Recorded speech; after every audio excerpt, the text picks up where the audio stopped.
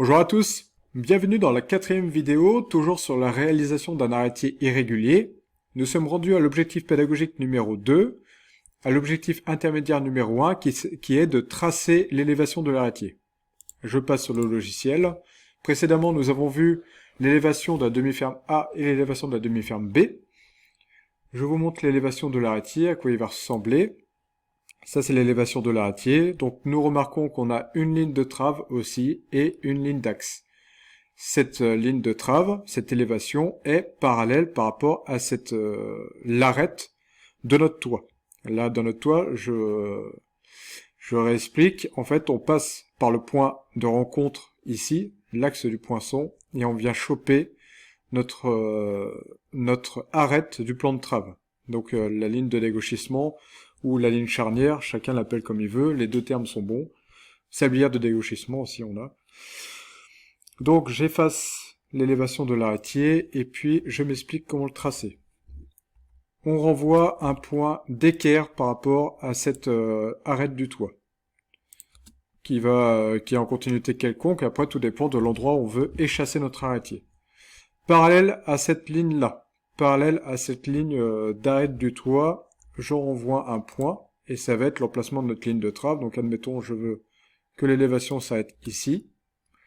Et bien ça va être notre ligne de trave, et ça va être la ligne d'axe. Donc, il me faut tracer ma hauteur de flèche qui est de 40 cm, que je retrouve ici. 40 cm là, ou alors 40 cm là, et là, 40 cm ici. Clac, 40, là. Ça me donne ce point-là. Après, de ce point-là, je renvoie la même longueur que j'ai ici, d'ici à là. D'ici à là, j'ai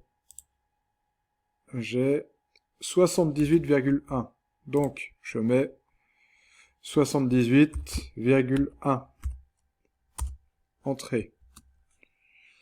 Et du coup, je l'ai aussi là. Si je reporte cette parallèle-là à venir choper ce point-là, j'ai une parallèle qui m'envoie à ce point-là.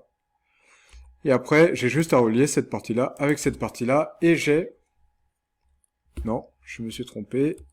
Hop, j'ai juste à relier. Je recommence cette partie-là avec cette partie-là, et voilà, j'ai l'élévation de mon arrêtier. Je vais repasser sur mon arrêtier que j'ai déjà fait, parce que il est en couleur, il est plus joli.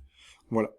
En gros, pour vous expliquer à quoi ça sert, tout simplement, et pour vous expliquer comment on le place, c'est que là, si je prends ce point-là, enfin cette demi-ferme A, que je la mets à 90 degrés, je la prends et je la place sur l'axe, sur le point de rencontre ici. Je fais pareil avec cette partie-là, 90 degrés, hop, je la prends et je la place là. Et je vais faire pareil, donc là j'ai mes deux pentes de toit, et du coup, là je vais prendre mon arrêtier que je mets aussi à 90 degrés, donc d'aplomb. S'il veut bien, je le prends et je le place toujours pareil dans le point de rencontre, ici. Je passe de l'autre côté, et là, on remarque que notre plan de trave, qui est notre dessin, toutes les lignes passent par le plan de trave. C'est-à-dire que là, on voit bien tous nos petits symboles de trave qui sont au même endroit, au même niveau. Et toutes nos lignes d'axe qui se rencontrent. Donc là, on a bien notre arrêtier. Alors évidemment, sans son épaisseur, sans toutes les épaisseurs du poinçon, etc. Mais on a notre arrêtier. Ce qui fait que là, si je me suis pas trompé, si je rejoins tous mes points, d'ici, là, et là, on peut fermer mon versant A. Et ici, si je rejoins ce point-là, et ce point-là, avec ce point-là, et ben j'ai fermé mon versant B. Voilà à quoi ça sert notre élévation. Et à tout de suite pour la prochaine vidéo, pour la 5e vidéo.